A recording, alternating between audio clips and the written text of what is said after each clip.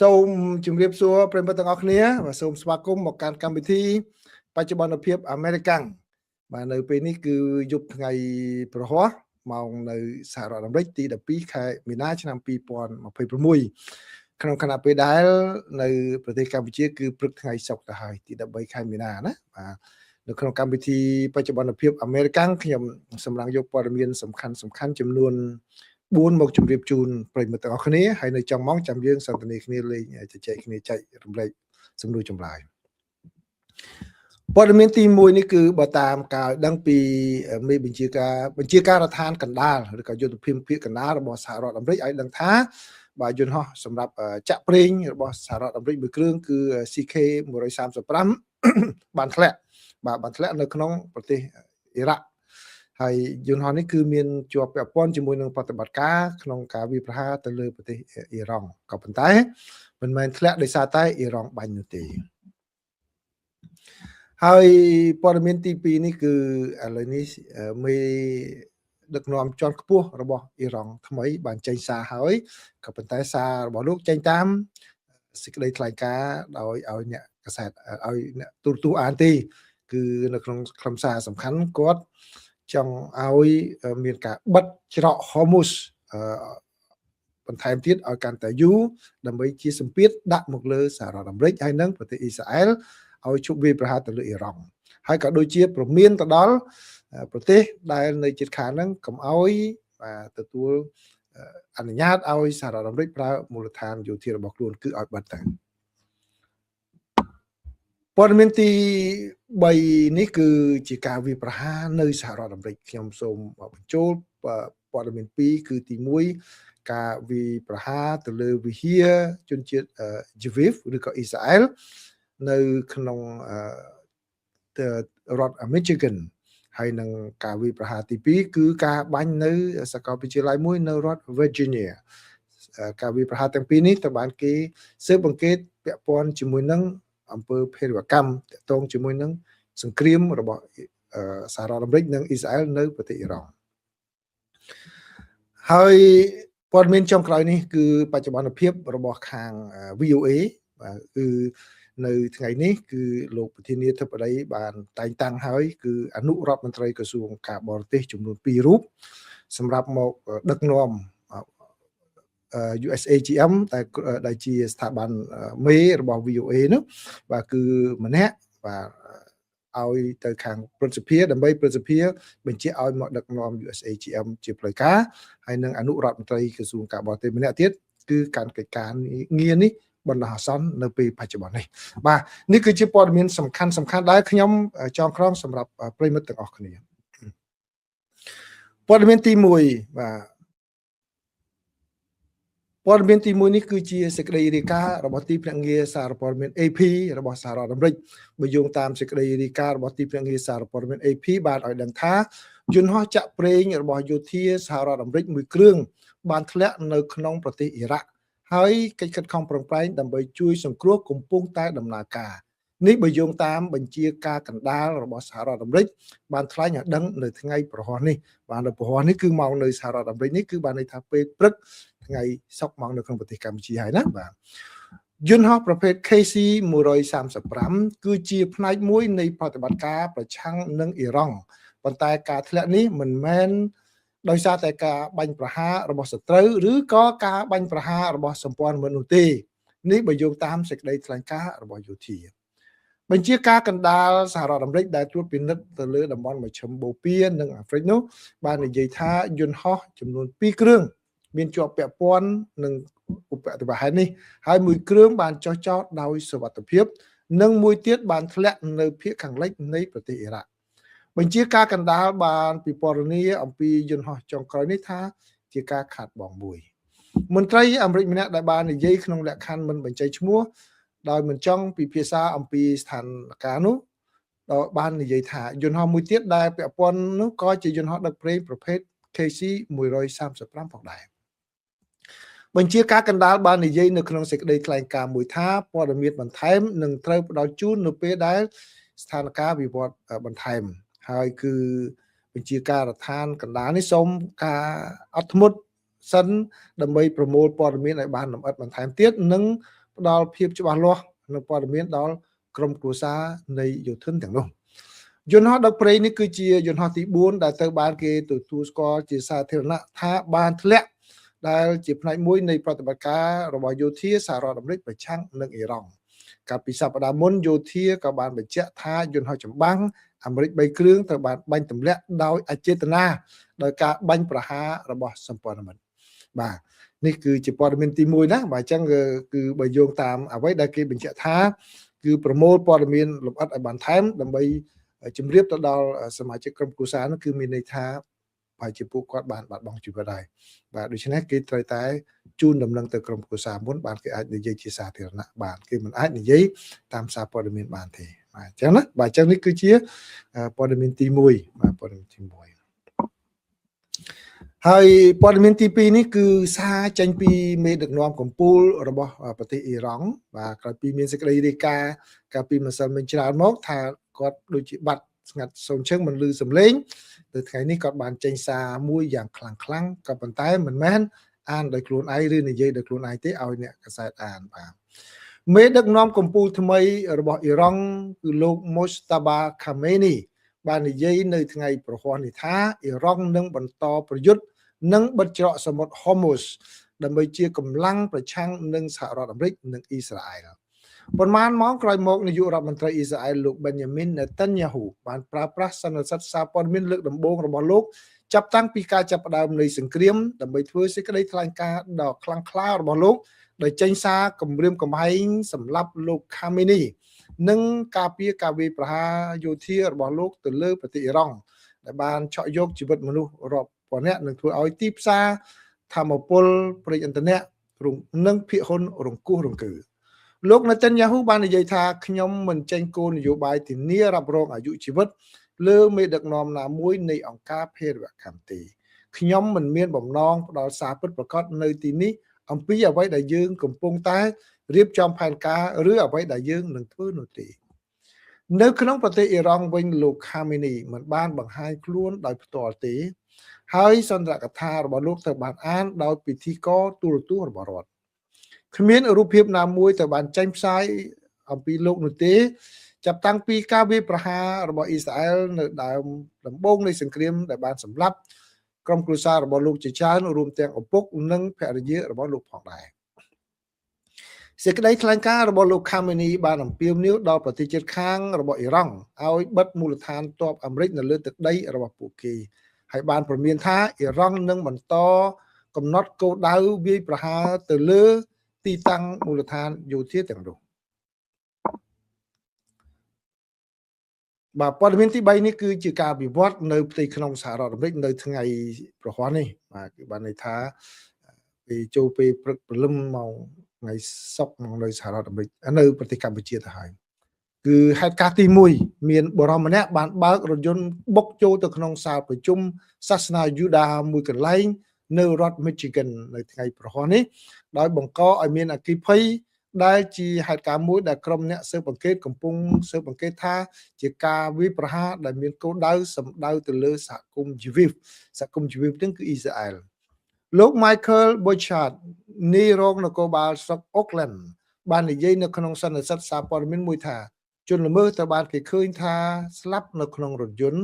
បន្ទាប់ពីឆ្មាំសន្តិសុខបានបាញ់មកលើគាត់ក្នុងអំឡុងពេលវាយប្រហារទៅលើវិហារអ៊ីស្រាអែលនៅ West Bloomfield លោកបានបន្ថែមថាសន្តិសុខម្នាក់ក៏បានរងរបួសប៉ុន្តែកុមារនិងបុគ្គលិកនៅក្នុងសាលប្រជុំសាសនាយូដាមិនបានរងរបួសទេអ្នកស្រី Jennifer Runyan ភ្នាក់ងារពិសេសទទួលបន្ទុកការិយាល័យ Detroit របស់ទីភ្នាក់ងារស៊ើបអង្កេត FBI កំពុងស៊ើបអង្កេតការវាយប្រហារនេះថាជាអំពើហិង្សាដែលមានគោលដៅទៅលើសហគមន៍ជីវីវ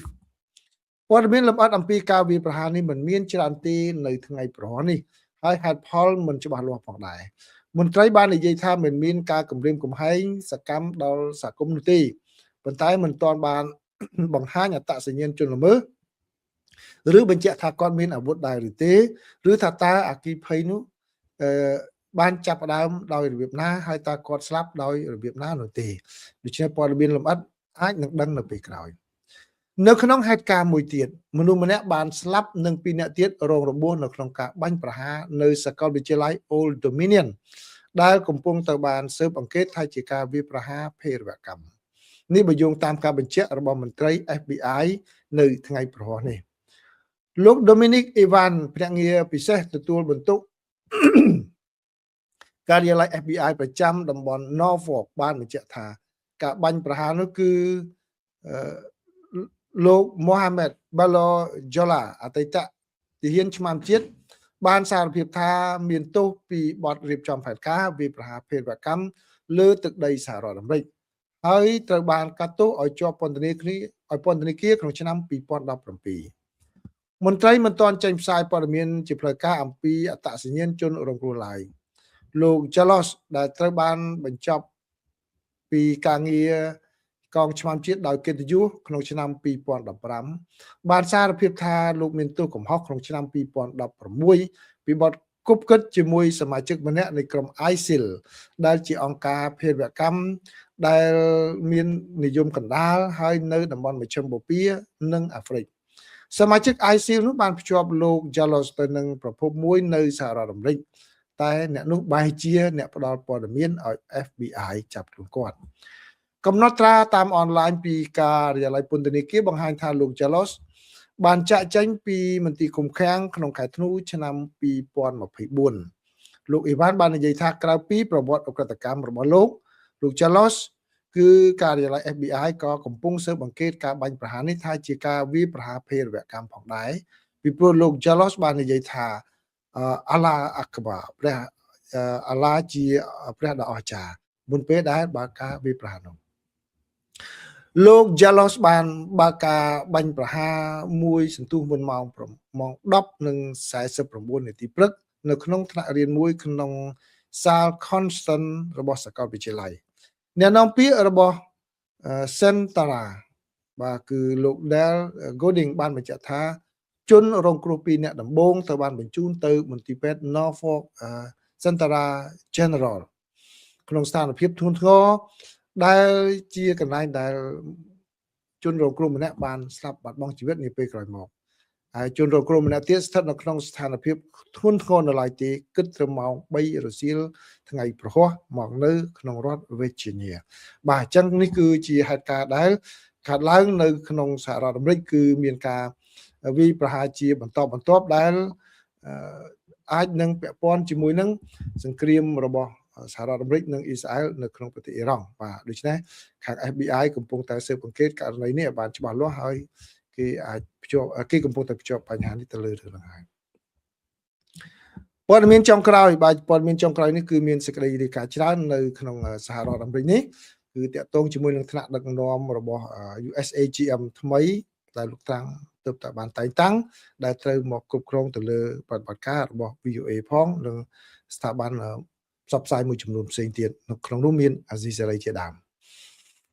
លោកប្រធានាធិបតី Donald Trump បានតែងតាំងលោកស្រី Sarah Rogers អនុរដ្ឋមន្ត្រីក្រសួងការបរទេសជានាយកប្រតិបត្តិនៃទីភ្នាក់ងារសារព័ត៌មានសកលរបស់សហរដ្ឋអាមេរិកដែលត្រួតពិនិត្យវិទ្យុសំឡេងសហរដ្ឋអាមេរិកចំពេលមានចំនួនផ្លូវច្បាប់ដ៏អូសបន្លាយរវាងបុគ្គលិកនិងមន្ត្រីជាន់ខ្ពស់របស់ទីភ្នាក់ងារនេះគឺលោកស្រី Kari Lake បាទនេះជាសេចក្តីរាយការណ៍របស់ខាង Washington Post ហើយសារព័ត៌មានច្រើនបានរាយការណ៍ចៅក្រមសហរដ្ឋអាមេរិកលោក Royce Lamberth ដែលបានតែងតាំងដោយរដ្ឋបាលលោក Reagan បានសម្រេចកាលពីថ្ងៃសៅរ៍ថាលោកស្រី Lake បានដឹកនាំដំណើរការទីភ្នាក់ងារនេះដោយខុសច្បាប់ដែលគ្រប់គ្រងលើវិទ្យុសំឡេងសហរដ្ឋអាមេរិកនិងផ្ដល់មូលនិធិដល់ប្រព័ន្ធផ្សព្វផ្សាយអន្តរជាតិដូចជាវិទ្យុអាស៊ីសេរីសេចក្តីសម្រេចនេះក៏បានលុបចោលសកម្មភាពជាច្រើនខែរបស់លោកស្រី Lake រួមទាំងការបញ្ឈប់បុគ្គលិករាប់រយនាក់ជាច្រើនដែលលោកធ្លាប់បានចេញបញ្ជាផ្អាកពីពេលមុនលោកស្រី Lake បានព្យាយាមបង្ហាញខ្លួនឯងថាជានាយកប្រតិបត្តិរបស់ទីភ្នាក់ងារនេះបើទោះបីជាមិនដែលត្រូវបានតែងតាំងដោយលោកត្រាំសម្រាប់តួនាទីនេះក៏ដោយនេះបើយោងតាមលោកចៅក្រម Lamberth បានសរសេរនៅក្នុងសេចក្តីសម្រេចលោកស្រី Lake ត្រូវបានប្រគល់ភារកិច្ចឲ្យអនុវត្តបទបញ្ជាប្រតិបត្តិពីលោកត្រាំកាលពីខែមីនាឆ្នាំមុនដើម្បីរុះរើទីភ្នាក់ងារនេះមិនយូរប៉ុន្មានបន្ទាប់ពីសេចក្តីសម្រេចនោះត្រូវបានចេញ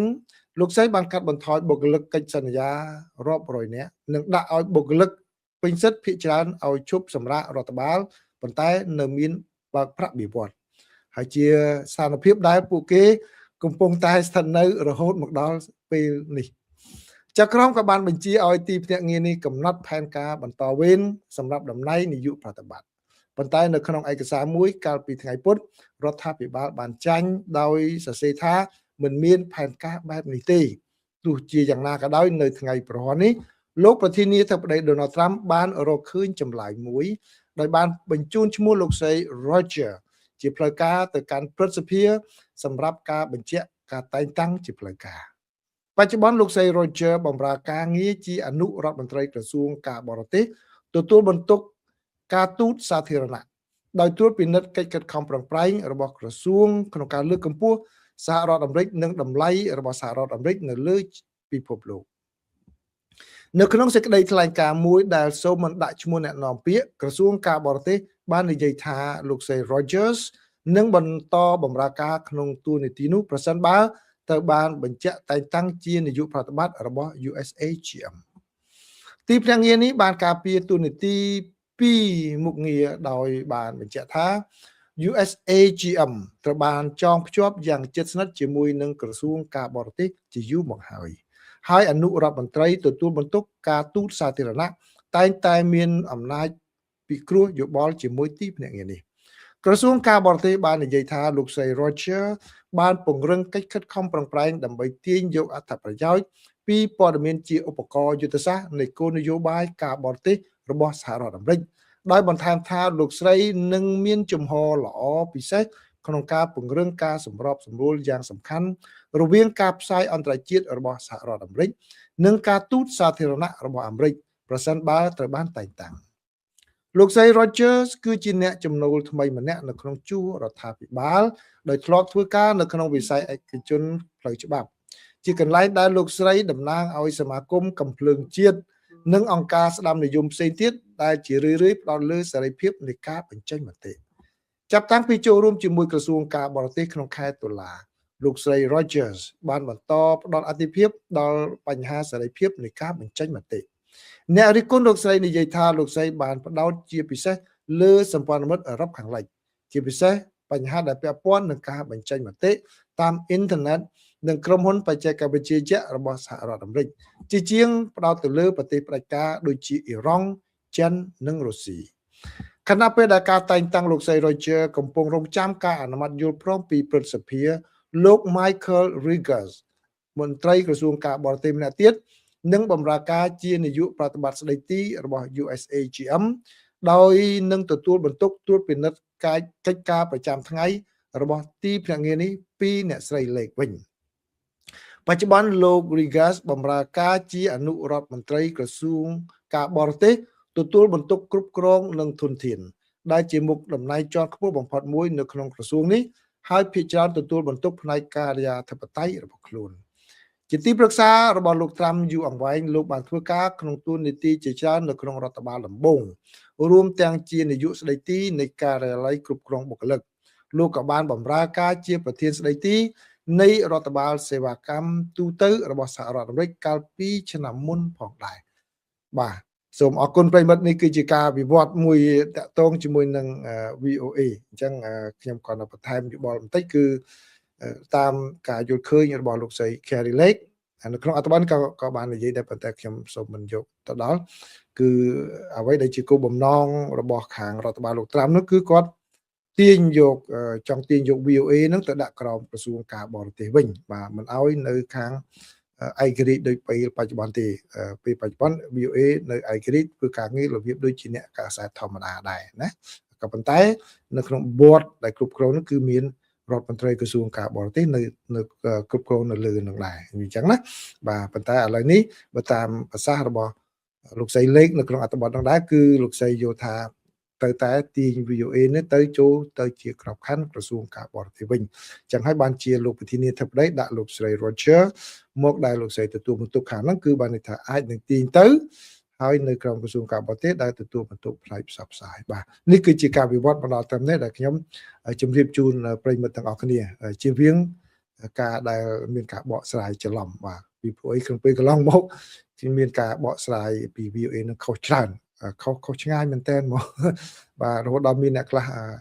មកនិយាយជាមួយខ្ញុំនឹងទាំងច្រឡំមកបាទខ្ញុំថាមិនមែនដូចតែអ្វីដែលនិយាយនឹងទេគឺខុសស្រង់មកបាទគាត់អត់ដឹងរឿងទីក្នុងបាទអញ្ចឹងសូមអរគុណប្រិយមិត្តទាំងអស់គ្នាដែលចូលមកស្ដាប់ការចែករំលែកព័ត៌មានរបស់ខ្ញុំនៅក្នុងកម្មវិធីបច្ចុប្បន្នភាពអាមេរិកាំងបាទសូមអរគុណសូមជម្រាបលា